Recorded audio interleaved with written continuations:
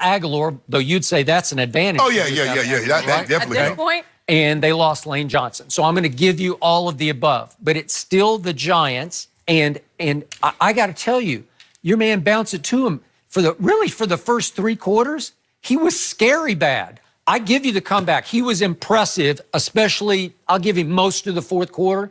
But for 3 quarters, almost like 3.5 quarters, I was saying, what are you doing? I know the ball's wet, but I'm seeing bounce it to him. I'm seeing wild high. Kind of like your guy Dak in New England. I don't see that. Oh, you did see that in New England? In New England, when it was 30-mile-an-hour winds. But no, it's elements. I didn't get any wind last night. Like, no huge gusts of wind. Skip, you saw it.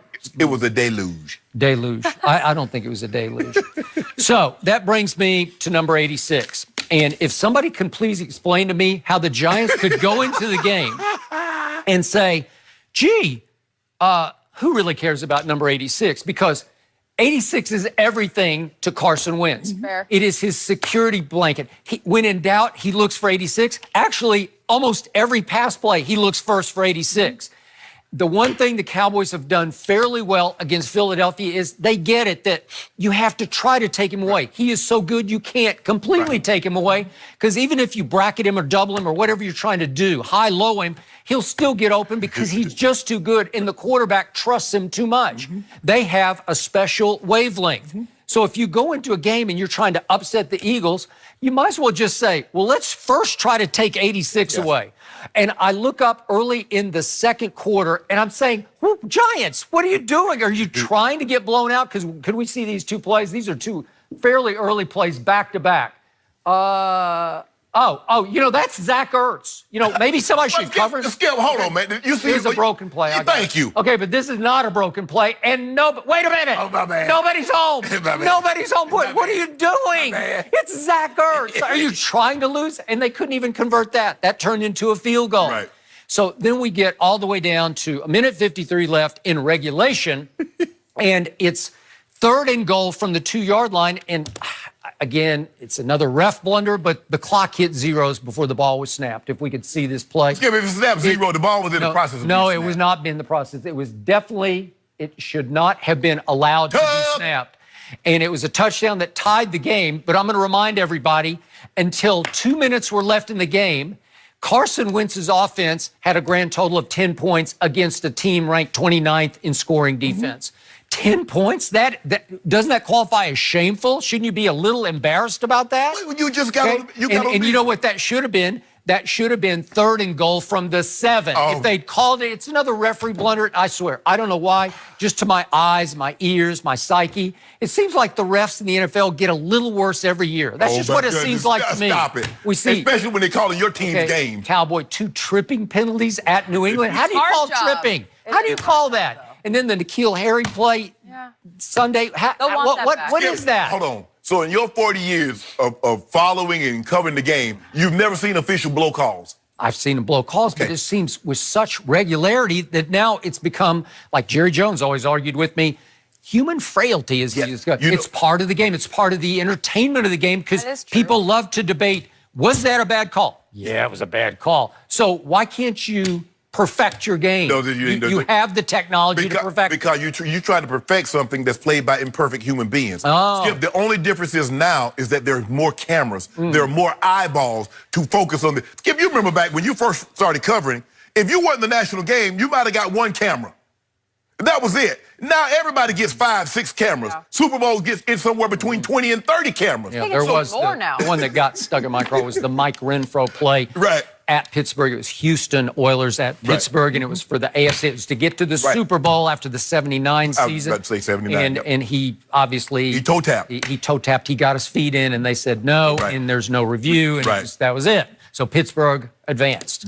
And I believe beat the Rams. Beat Vince Ferragamo in the Super Bowl out here in Pasadena. Okay, so back to the end of the game. Now we get... You already mentioned this. Last play of the game, if we could see this, and you said Zach Ertz motion, he motioned a little bit. Yeah, short motion. I believe that the Giants had decided they'd had enough. Oh, but stop. They wanted to get home.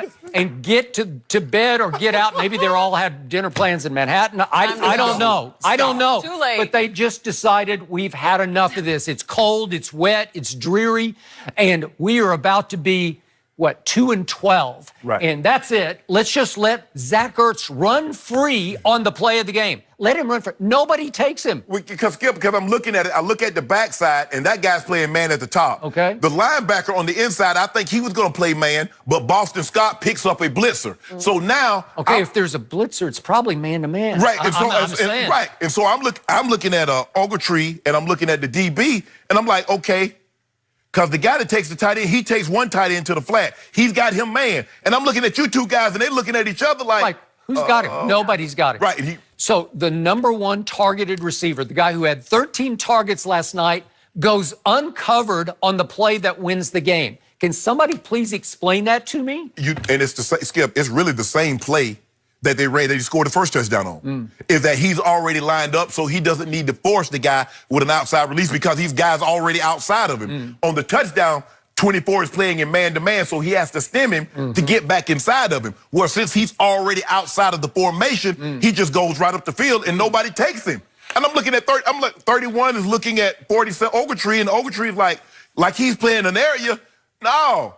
I don't know, Skip, it's hard for me to say because maybe he thought, well, once he comes back in short motion, once he comes back towards the formation, we're going to zone it off. Because it looked to me, had he stayed there, they were going to play man. But once he started coming in motion, Skip, you see the guy, he starts expanding. I'm like, what are you doing? Because even if he just throws it, if he just runs a hook route, he's going to be open because everybody's vacating the area. You should have thrown it underhand to him. Seriously.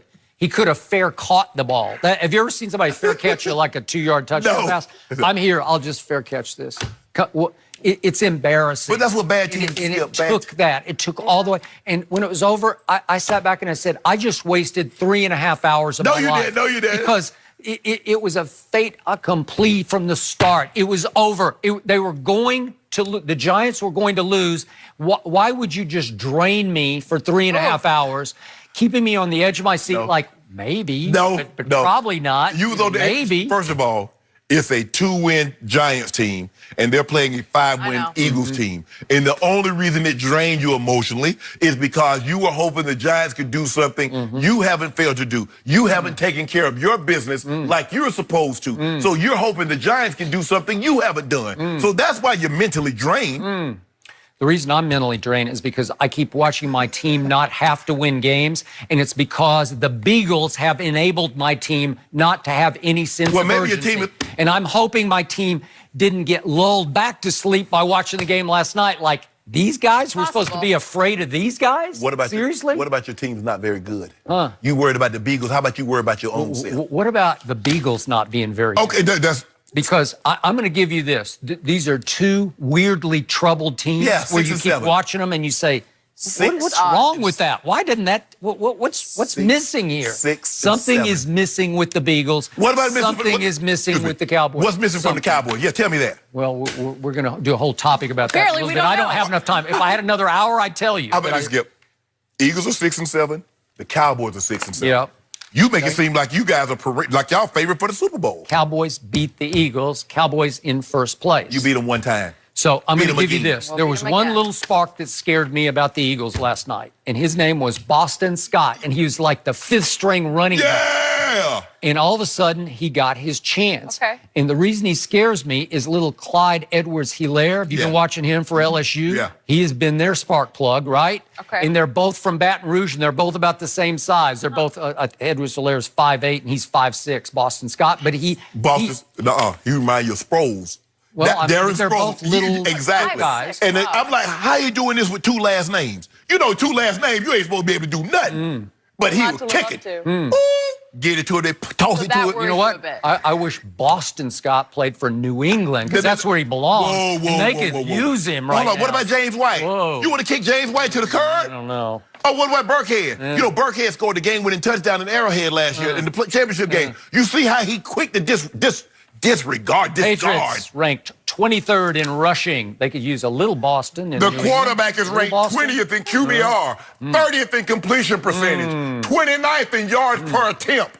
So talk about that. So Dak is now overall ranked 9th in QBR. And hold on. wait a second. Bounce it to him is way down there at 9th. Is that right?